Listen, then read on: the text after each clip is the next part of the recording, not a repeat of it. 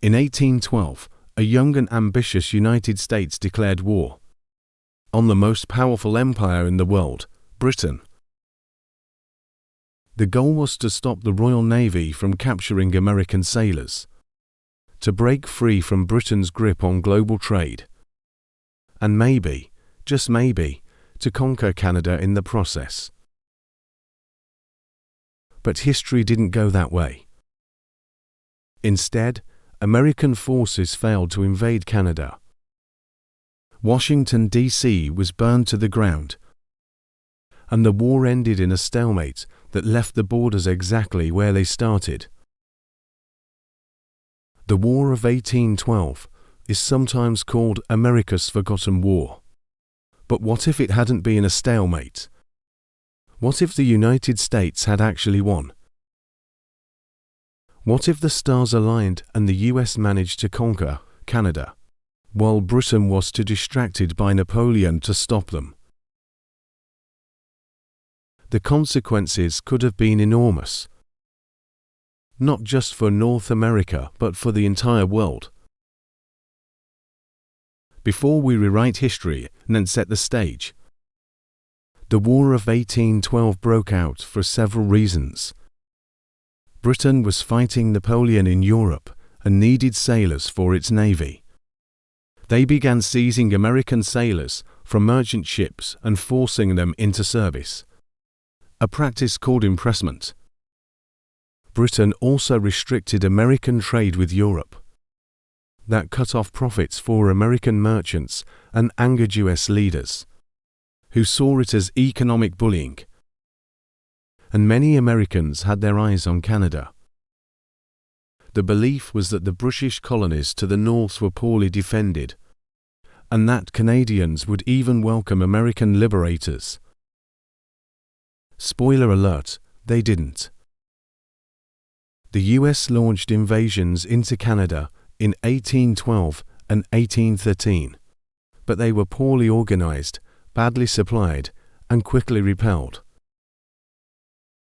The British, in turn, raided the American coast and in 1814 even marched into Washington, D.C., setting fire to the White House and the Capitol. Eventually, the war ended with the Treaty of Ghent in December 1814. Neither side gained nor lost land. The issues of impressment and trade restrictions faded away naturally once the Napoleonic Wars ended. In our timeline, the war was basically a draw. America survived, Britain held Canada, and both sides moved on. But let's flip the script. Imagine that instead of bungling the invasions of Canada, the US gets its act together. Let's say General William Henry Harrison pushes further into Upper Canada and takes major cities like York, modern-day Toronto, or even Montreal. At the same time, Britain is still fully committed to defeating Napoleon in Europe. They don't have the spare troops or ships to reinforce Canada quickly. Under this alternate timeline, by 1814, American forces occupy large parts of Canada. Britain is forced to choose, either drag out a costly war in North America, or cut its losses, sign a treaty, and focus on Europe. The US gains at least Upper Canada, maybe even the whole of British Canada, depending on how decisive their victories are. The most obvious consequence is that there's no independent Canada. Instead, the land that would one day become Ontario, Quebec, and the western provinces are absorbed into the United States. This massively expands US territory nearly half a century before the real westward expansion. It means more farmland, more resources, and access to the Atlantic through Canadian ports. But absorbing Canada wouldn't be simple. French-speaking Quebec raises huge questions. Would the US have tolerated French culture and Catholicism, or tried to force assimilation? That could create tensions, not unlike what we saw later with Native Americans and Mexican territories. Loyalist Canadians pose another problem. Many settlers in Canada were Loyalists who fled the American Revolution. Now they'd be forced back under US rule. Rebellion, resistance, and even guerrilla fighting could drag on 4 years. And then there's the slavery question. As new states formed out of Canadian territory, would they be free states or slave states? This could shift the delicate balance in Congress and spark political crises earlier than in our timeline. The US gains huge amounts of land, but also huge headaches. Another major consequence lies with the Native American nations. In reality, Britain had supported indigenous groups like Tecumseh's Confederacy, using them as allies to resist American expansion. When Britain pulled out after the war, native resistance collapsed, opening the floodgates for US settlers. In this alternate world, America's victory would make that collapse happen even faster. With Britain now driven out of Canada entirely, there'd be no powerful ally left to supply or support native nations. The US would accelerate its push westward, taking land at an even faster pace.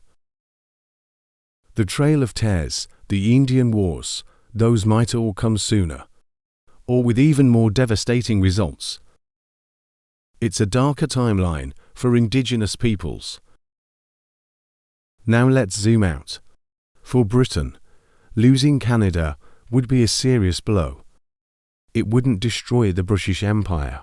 They still held India, the Caribbean, Australia, and soon Africa, but it would shatter their aura of invincibility. The Napoleonic Wars would still end in Britain's favour, but the loss of Canada could weaken their position in the peace talks in 1815. Maybe France is able to negotiate better terms. Maybe Britain has to lean harder on controlling trade routes instead of investing in colonies. The empire might shift away from its massive land empire toward a more naval commerce-driven model. And crucially, Britain would lose its foothold in mainland North America. That means no Canadian troops in future wars, no staging ground close to the US, and no counterweight to American dominance in the Western Hemisphere. With Canada in hand, America effectively controls the entire North American continent except for Mexico. The US population grows faster, the economy expands with more resources, and industry develops earlier. By the mid-1800s, America could rival Britain in terms of economic strength.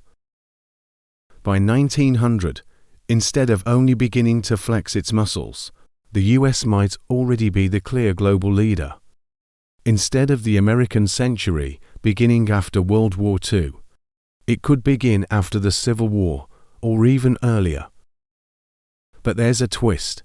More territory means more arguments over slavery. Would Canada become slave territory? Historically, Britain had abolished slavery in its empire by the 1830s. If America absorbed those lands, slave owners might push to expand their influence northward. That could either spark the Civil War decades earlier with an even bloodier conflict, or tilt the balance so heavily toward free states that slavery collapses without a war. The entire history of race, civil rights, and regional politics in America could shift dramatically. The effects don't stop at North America. If Britain is weaker, Napoleon might last longer in Europe. Maybe the map of Europe looks very different by the mid-1800s. With Britain humbled, France, Spain, or even Prussia could expand differently. And by 1914, America could already be a military and industrial giant. Instead of joining World War I late, maybe the US enters as the leader of the Allies, or avoids the war entirely by intimidating Germany before it starts. And in World War II, if America was already dominant by 1900, the Axis powers might never rise at all. Hitler, Mussolini, and Imperial Japan, their chances shrink in a world where the US is already enforcing order across the globe. So what would the world look like today if America had won the War of 1812? First off, there's no Canada. North America is one giant United States, stretching from Mexico to the Arctic Circle. The US becomes the world's dominant power, not in the 20th century, but in the 19th. Industrial growth, military dominance, and global influence arrive decades early. Britain, meanwhile, is still powerful, but more like a regional empire than the globe-spanning superpower we remember. Native nations are crushed earlier and more completely, erasing much of their ability to resist. And the Civil War might play out differently, either far earlier or not at all. The ripple effects extend to Europe, Asia, and Africa. The whole course of imperialism, the balance of power, and even the two world wars could be rewritten. In short, the War of 1812 could have been the moment America took control of the world stage, more than a century ahead of schedule.